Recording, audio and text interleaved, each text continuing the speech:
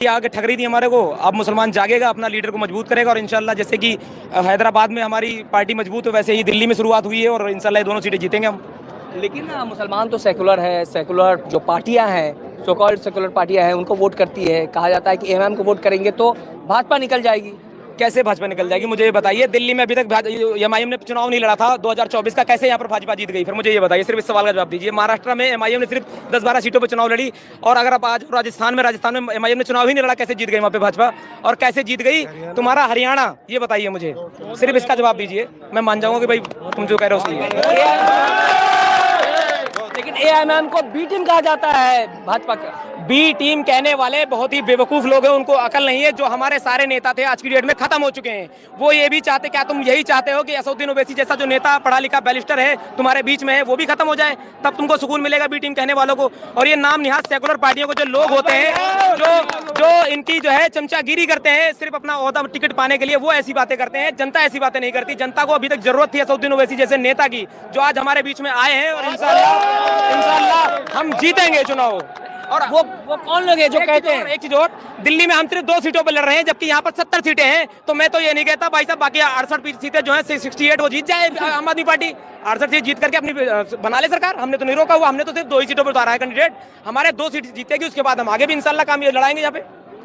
तो अक्सर जो आरोप लगते हैं वो है कि ये बी टीम है और लोगों की सोच होती है कि ये अगर एमएम को अगर वोट करते हैं तो कहीं ना कहीं वोट बढ़ जाएगा और भाजपा बाजी मार जाएगी। वोट नहीं इस बार पटने वाला। इस बार लोग बेवकूफ नहीं बनने वाले। 10 साल से अमानतुल्लाह को वोट दे रहे हैं। अगर काम हुआ होता तो 10 साल में ही हो जाता। अब ऐसा कोई काम वो 10 साल में जो नहीं कर पाए आगे 5 साल में भी वो नहीं कर पाएंगे। 10 साल में नहीं, क्या काम? बिल्कुल कोई काम नहीं। अगर देखें, अगर अंदर जाके गलियां देखिए, ये देखिए हम लोग आए, जूतों की हालत देखिए क्या हो गई है। मतलब इतना पानी गलियों में भरा हुआ है, गटर खुले पड़े हैं, गटर खुले पड़े हैं, लोग गिर गए गटर के अंदर भी। इतनी छोड़ इतना मतलब समझ लो इतना बुरा हाल है उतौकला का।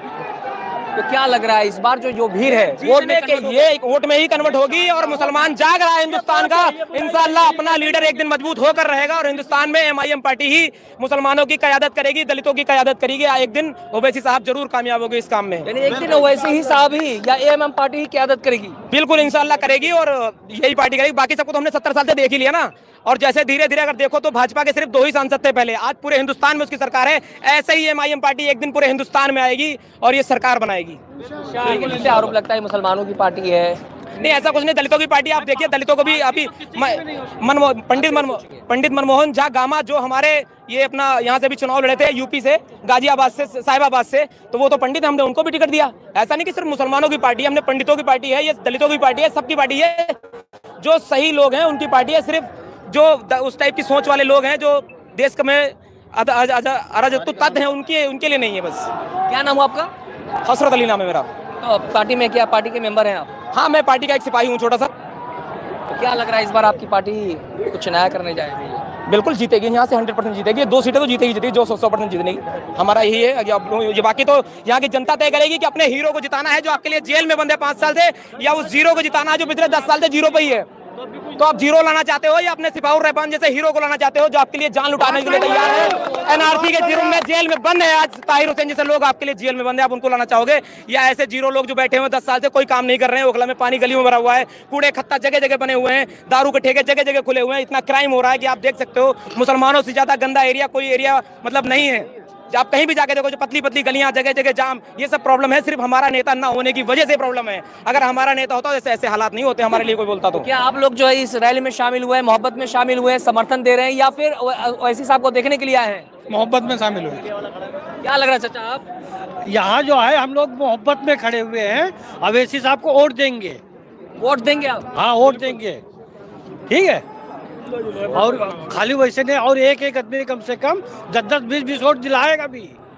ये जो है कोई पैसे वाला नहीं है, सब फ्री मोहब्बत में आए हैं। तो क्या अमानतुल्लाह खान कौम की बात नहीं करते हैं? अमानतुल्लाह कोई काम नहीं करते। अमानतुल्लाह अगर कौम की बात करते, जो कुरान की बेहुरमती किया था उसको टिकट कैसे दिलवा दिए थे? अभी आप खलीलुल्लाह मस्जिद के सामने जिस रोड पे खड़े हैं वो हाल ही में बना है। हाल ही में बना तो क्या हुआ, हम खादर से आते हैं। हाल ही में इसलिए बना है कि पिछले 10 साल में भी बन सकता था। यूपी गवर्नमेंट ने बनवाया ये। हाँ बराबर में, ये यूपी की जमीन है, इन्होंने बनाया है ये अमानतुल्लाह खान साहब ने नहीं बनाया। एक छोटी सी बात, अमानतुल्लाह खान साहब इतना डर गए असदुद्दीन ओवैसी के आने की वजह से कि जो पहलवान चौक का रोड था रोड ही खुदवा दिया, रैली आगे नहीं बढ़ पाए। अमानतुल्लाह खान डर गए, शेर है वो, ओवैसी साहब शेर है, शेर ओवैसी साहब है, वो नहीं है, वो रहा शेर। आप देख सकते हो शेर के ओखला की आवाम उस बेबस माँ के लिए वोट करेगी, उस बेबस बच्चे के लिए वोट करेगी, उनके आंसुओं के लिए वो ओखला की आवाम इस बार सिफाउर रहमान को वोट करेगी, सिफाउर रहमान की वोट करेगी।